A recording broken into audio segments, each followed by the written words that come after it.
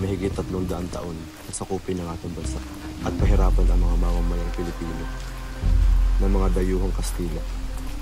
Nagsimulang sakupin ng bansang Pilipinas noong taon 1872. Ito ang Cavite Mutiny. Laban para sa kalayaan! Laban! Laban! Laban! Laban! Laban! Laban! Laban! Laban! Laban! At sa mga oras na ito, Laban! ay may isang general na nais gumawa ng himagsikan sa kadahilanan na sobra na ang pagpapahirap ng mga Kastila sa Pilipino. Mga kasama, may pagpupulong tayo.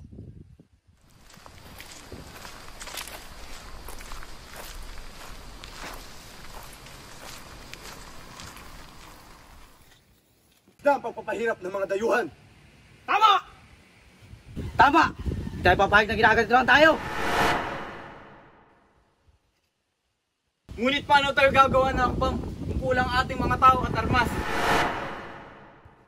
General, may alam ako makuha na natin karagdagang armas. Magaling. Makakatulong yan para sa ating pag-aaklas. Magsama kasi sa nating mga kasamahan. Para sa kalayaan! Para sa kalayaan!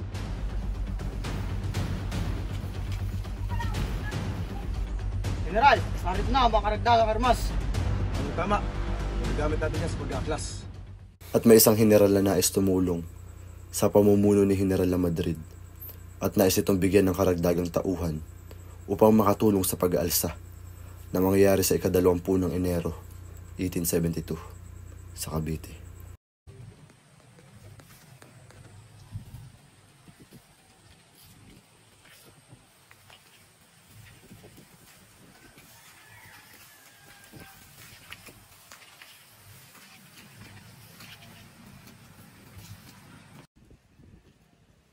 Nasaan si General Lamadrid?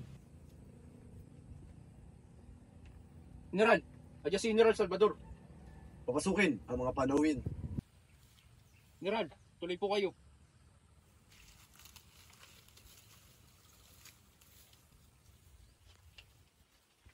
Magandang hapon, General Salvador. Magandang hapon sa iyo, General Madrid.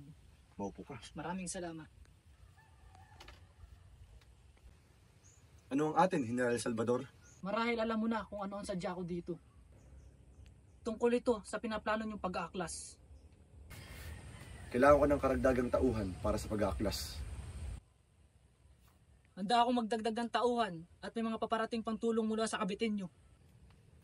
Maraming salamat sa tulong. Anong araw at anong hudyat ang aming paglusog? Sa araw ng ika-20 ng Enero, may maririnig kayong putok mula sa kalangitan. Maraming salamat. Maraming salamat, General.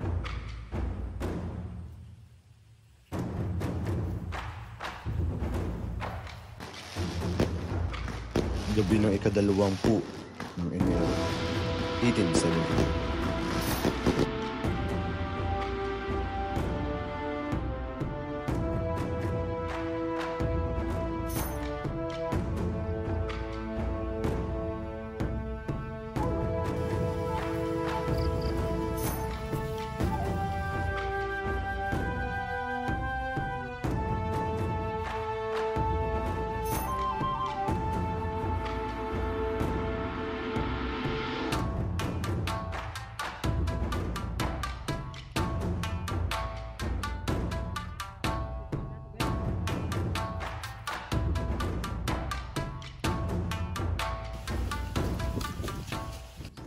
General, nandiyan ang mga kalaban. Magsipaganda, kumuha ng mga armas.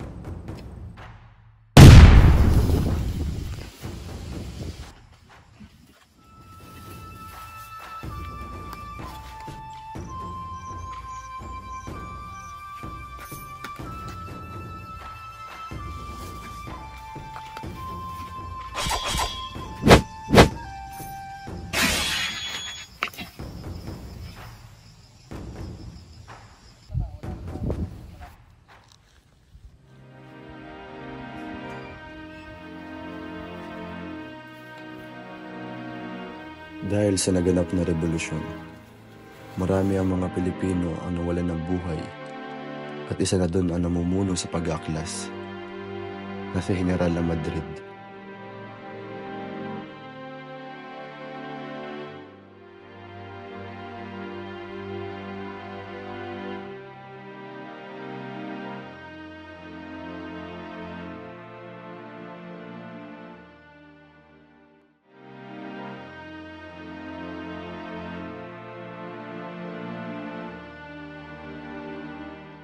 Nang dahil sa naganap na pag-aaklas sa Cavite, ay napagbintangan ng tatlong pari na sina Gomez, Burgos, Zamora, na walang kaalam-alam sa buong pangyayari.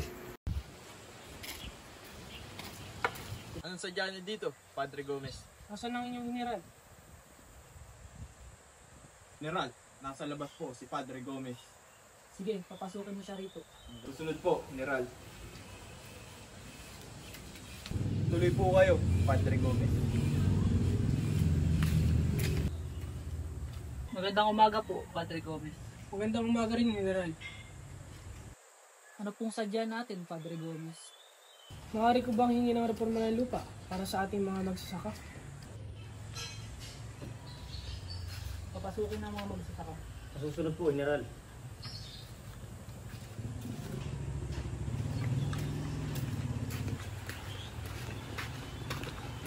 Pusok daw kayo, sabi ng General.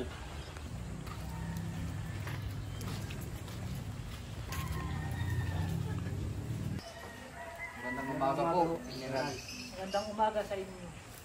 Dahil nandito na kayong lahat at dahil sa kahilingan ni Padre Gomez ay pagkakaloob ko sa inyo ang inyong lupang sinasakahan.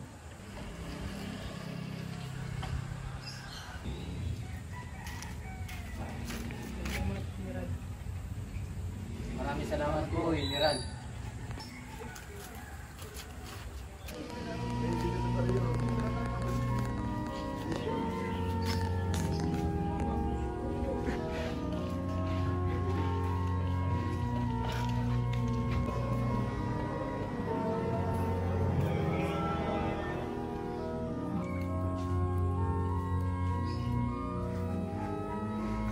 Magandang araw po, Padre Zamora. Magandang araw din, Ginoo. May sulat po na para sa inyo. Salamat.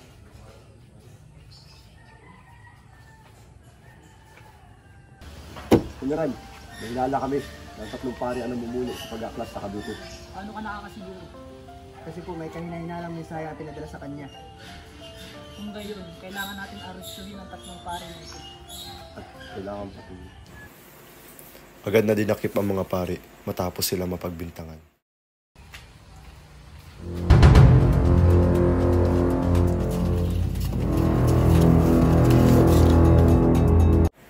At hinatulan ng tatlong pari ng garote, kasama ang isang Pilipino na nagtaksil sa kapwa Pilipino. Ba't ako? Ba't ako?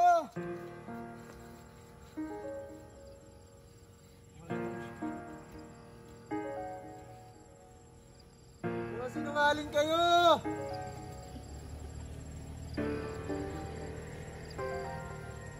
Kala ko di nyo ako papatayin pag sinabi ko sa inyo!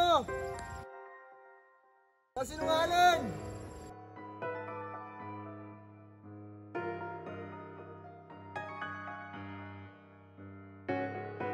Traidor! Sa'yo yan!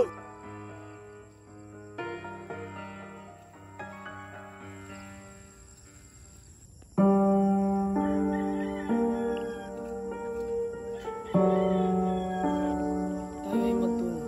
Saan ang tao na hindi natitinag, kundi dadalihin ng may kapal.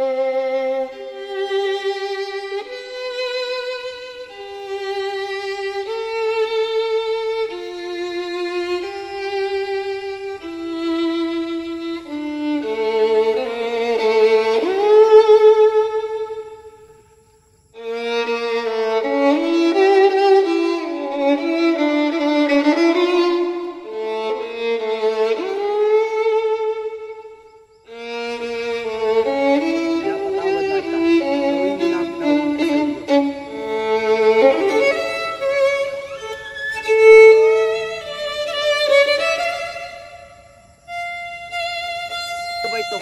Mamamatay ako ng walang katuturan. Diyos ko, walang katarungan sa mundong ito. Adios, patio, adios.